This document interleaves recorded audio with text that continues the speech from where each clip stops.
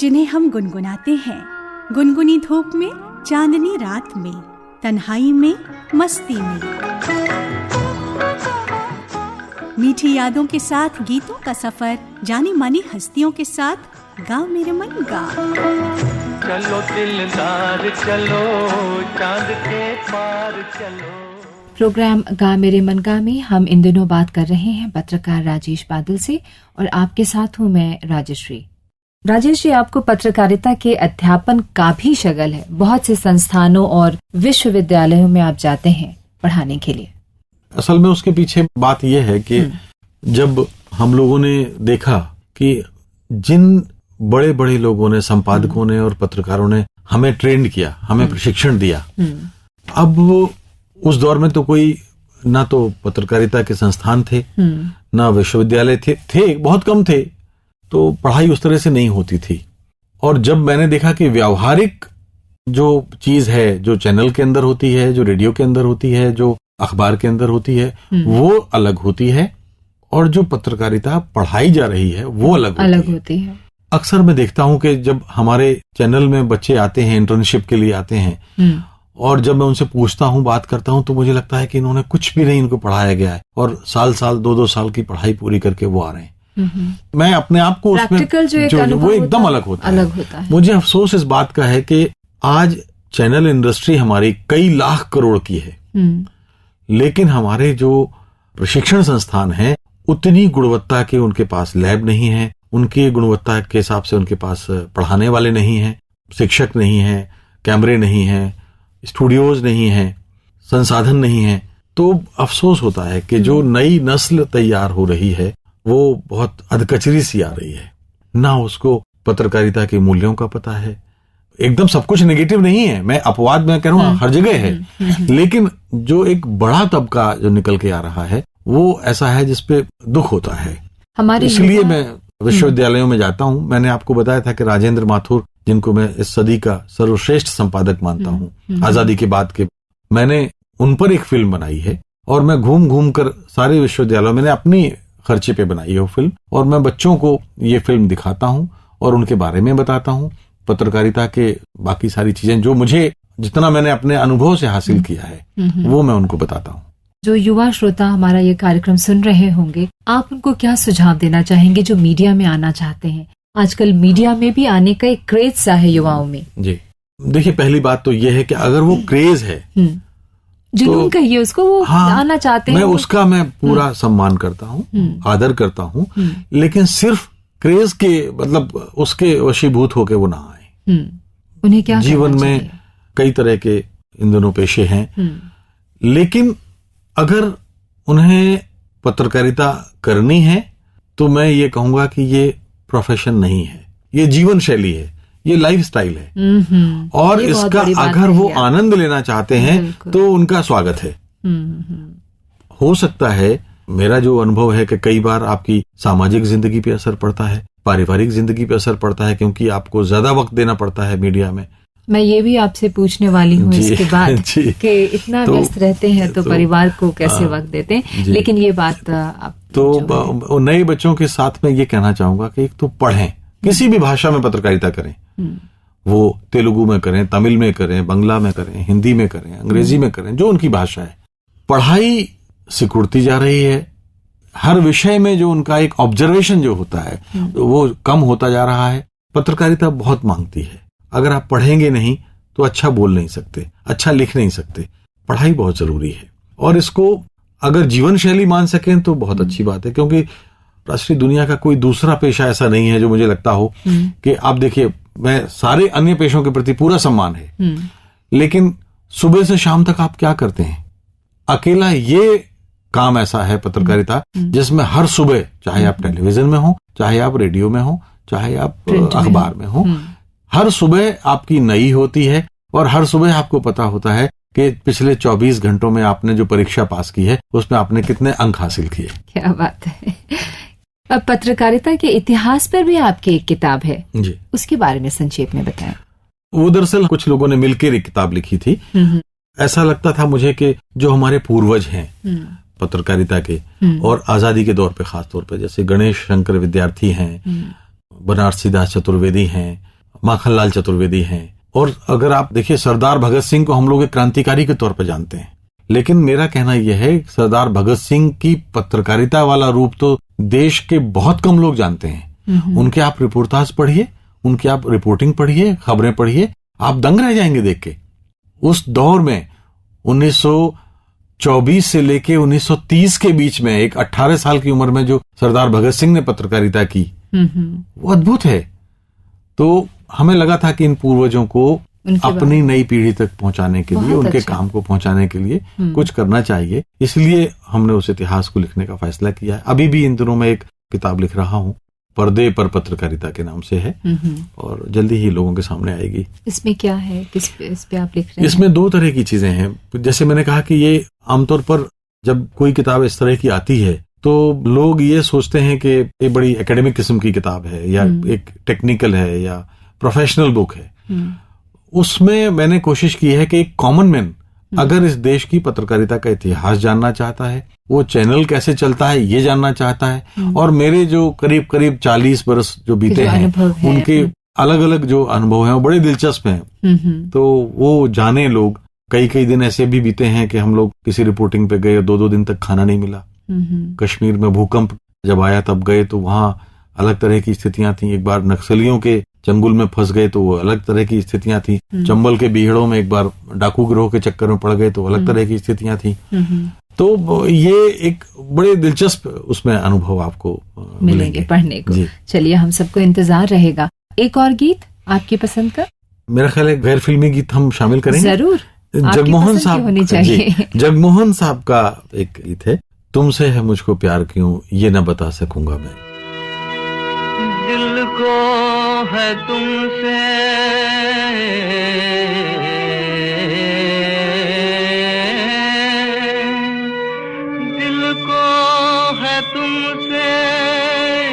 प्यार क्यों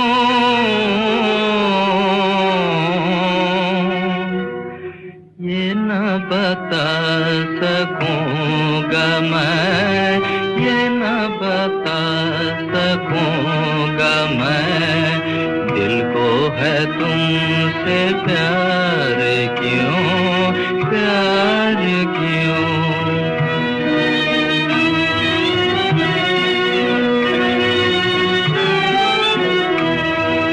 पहले मिलन की छाँव में तुमसे तुम्हारे गाँव में आँखें हुई थी चार क्यों ये न बता सकूंगा मैं। पहले मिलन की छाँव में तुमसे तुम्हारे गाँव में आँखें हुई थी चार क्यों ये न बता सकूंगा मैं, ये न बता सकूंगा मैं।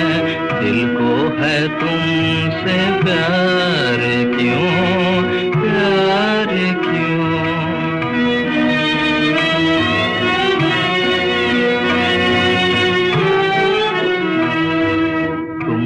नजर में रख लिया, दिल में जिगर में रख लिया। तुमको नजर में रख लिया, दिल में जिगर में रख लिया। खुद मैं हुआ शिकार क्यों ये न बता सकूंगा मैं।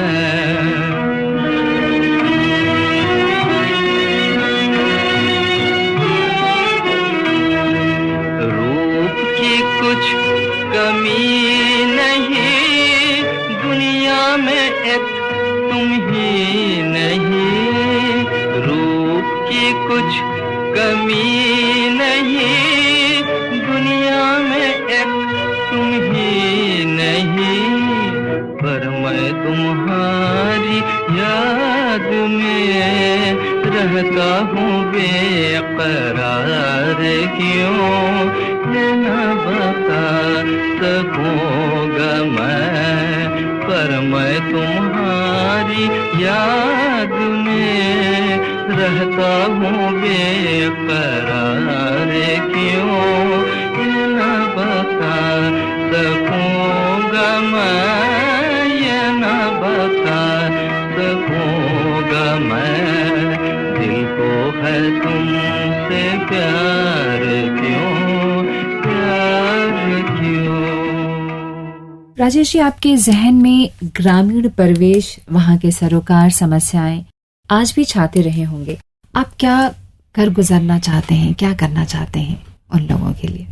सबसे बड़ी बात तो ये है राजश्री कि आदमी सोचता तो बहुत कुछ है और चाहता भी है करना, और जब आप एक बार सोचते हैं और करना चाहते हैं तो मुझे लगता है कि सब कुछ नहीं तो उसका एक अंश तो आप पूरा कर ही लेते हैं। तो मेरे सफर में तो मैंने ये पाया है कि अब तक मैंने जो सोचा है, ज्यादातर जो सोचा है वो मैंने कर लिया है और पाया है। अब मुझे लगता है कि कुछ चीजें, मैं एक काम जो मैं करना चाहता हूं कि हमारी पत्रकारिता के जो सरोकार गायब हो गए हैं, हाशिए पर हैं मूल्य, उनको दोबारा कैसे लोगों के सामने वो रूप आए। कुछ द्वंद्व चल रहा है, कैसे करेंगे, किस तरह से करेंगे, मित्रों से बात चल रही है। तो एक तो ये मैं करना चाहता हूं। एक माध्यम बचता है, वो है फीचर फिल्म का। आप ये देखिए कि हम में से, मतलब हमारे दौर का तो सर हर बच्चा मुंशी प्रेमचंद को बिना पढ़े बड़ा नहीं होता। बिल्कुल। लेकिन बहुत कम लोग जानते हैं कि मुंशी प्रेमचंद का अपना सफर कैसा था। तो इरादा यह है कि मुंशी प्रेमचंद पर एक फुल लेंथ फीचर फिल्म बनाने का तैयारियां चल रही हैं। और देखिए, मैं उम्मीद करता हूं कि लोगों को देखने को मिलेगी वो फिल्म। जरूर। आपकी पसंद का एक और गीत सुनते हैं और फिर अपनी बात आगे करेंगे। एक सुमन कल्याणपुर का एक गीत है, फिल्म आई थी नूर महल, मेरे महबूब न जा आज की रात न जा।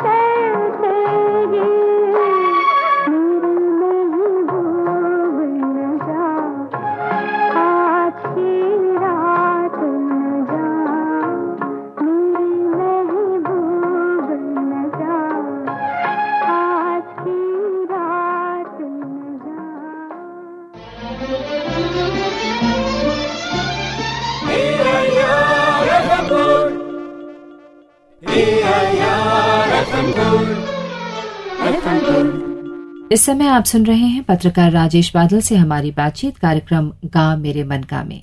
एक सवाल मेरे जहन में ये आ रहा है राजेश जी कि हिंदी पत्रकारिता में अंग्रेजी शब्दों का इस्तेमाल भरपूर होता है, जो भाषा की शुद्धता है उसमें बहुत ज्यादा गिरावट देखने को मिल रही है। आप क्या कहेंगे?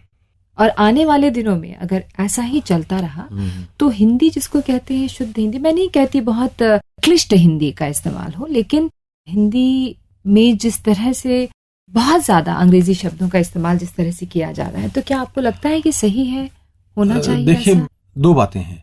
पहली बात तो ये है कि जो हमारी आज की हिंदी है ये बोलचाल वाली हिंदी है। किसी भी समाज की जो भाषा है, खासतौर पे हिंदी के संदर्भ में कहूंगा कि ये कोई एक दो दिन में बनने वाली भाषा नहीं है। सदियों तक हमारे देश में कई तरह की भाषाएं थीं, कई तरह की संस्कृतियां थीं, बाहर से भी लोग आए। तो जो एक ऐसी आधुनिक हिंदी का जनक हम भारतेंदु हरिश्चंद्र के जमाने से मानते हैं, यानी 1873 के आसपास से कहीं, लेकिन असल हिंदी तो खुसरो के जमाने से शुरू हो गई थी। उसमें उर्दू के शब्द भी थे, उसमें फारसी भी थी, उसमें संस्कृत तो चलिए मूल हिंदी की एक मूल नदी अगर आप माने कि अगर हिंदी एक ऐसी गंगा है तो एक सोर्स जो है वो संस्कृत भी थी। इसके अलावे हमारे भारत में जो बोलियां हैं, अवधी है, ब्रज है, भोजपुरी है, बुंदेलखंडी, छत्तीसगढ़ी, मालवी, तमाम जो बोलियां हैं वो उन बोलियों के शब्द भी हमारी हिंदी में समय समय पर शामिल होते रहे हैं। तो मुझे देखा जाए तो मुझे उस तरह से कोई ऐसा एतराज उस पर नहीं है कि अंग्रेजी के शब्द भी शामिल हुए हैं। अंग्रेजी में तो हिंदी के शब्द इस्तेमाल नहीं किए जाते। नहीं जी, अंग्रेजी ने कितने हिंदी के शब्द अपनाए हैं। मैं आपको बताऊं, एक बनियान ट्री है। अब बनियान ट्री क्या है? बरगद। हाँ, अंग्रेजी में इसका कोई शब्द नहीं था। दरअसल हमारे समाज में 400-500 साल पहले जो कारोबारी होते थे, साहूकार होते थे, वो गांव में जाते थे। तो जब वो कारोबार करते थे एक गांव से दूसरे गांव, दूसरे गांव से तीसरे गांव, तीसरे गांव से चौथे गांव, तो गांव में जो बरगद होता था, बरगद के नीचे वो अक्सर रुका करते थे। और बारातें जाती थीं तो बारातें भी बरगद के नीचे ठहरा करती थी। वो बरगद उनका आशियाना होता था जब तक वो डेरा उनका रहता था। बरगद का कोई अंग्रेजी शब्द नहीं था। जिस पेड़ के नीचे बनिया यानी कारोबार करने वाले ठहरते थे तो बनियान ट्री हो गया। और ऐसे ऐसे अंग्रेजी में आप देखेंगे कई हमारे शब्दों को अपनाया है।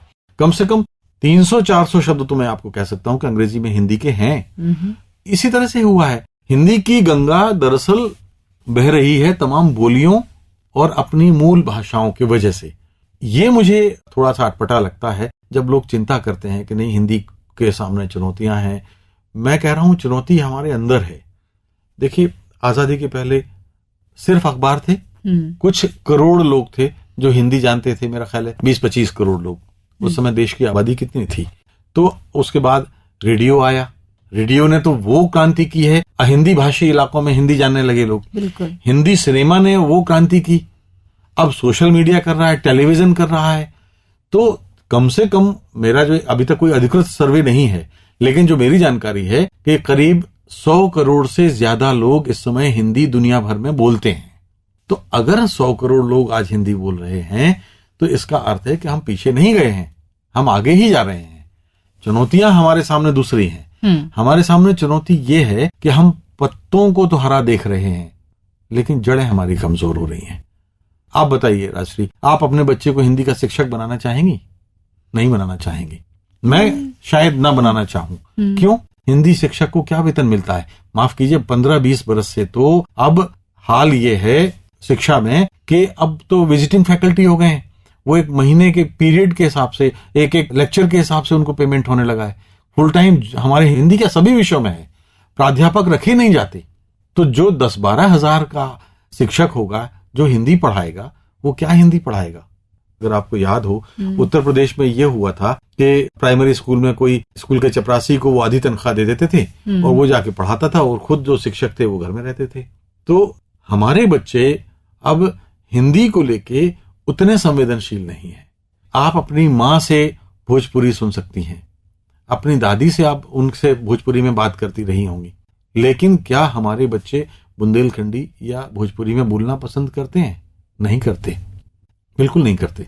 तो जो हमारे हिंदी की उपनदियां हैं, अगर हम उनको सुखा देंगे तो वो अंदरूनी मिलावट जो है हमारी, खतरा वो है, चुनौती वो है कि हमें अपने घर के अंदर ठीक करना पड़ेगा। हिंदी को कोई खतरा नहीं है। घर में बातचीत बिल्कुल अपनी भाषा में करनी चाहिए, जिससे बच्चों को भी वो भाषा वो सीख सकें, बोल सकें, ना कि अंग्रेजी, है ना? मेरा ख्याल है। चलिए गीत सुनते हैं।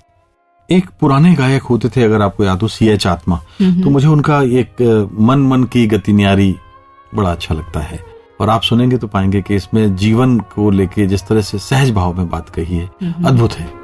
एक मन है वासना का भूखा, एक मन प्रेम पुजारी, मन मन की गत न्यारी न्यारी, मन मन की गत न्यारी, मन मन की गत न्यारी न्यारी, मन मन की गत न्यारी, ओ मन मन की गत न्यारी।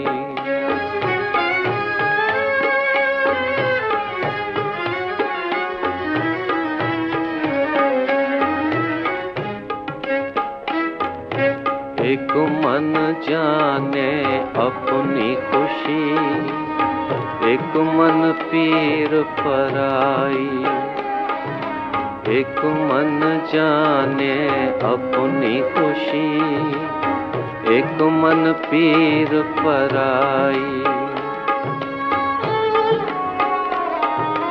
एक मन है स्वार्थ में डूबा, एक मन है स्वार्थ में डूबा, एक मन पर उपकारी, मन मन की गत न्यारी न्यारी, मन मन की गत न्यारी, मन मन की गत न्यारी न्यारी, मन मन की गत न्यारी, ओ मन मन की गत न्यारी।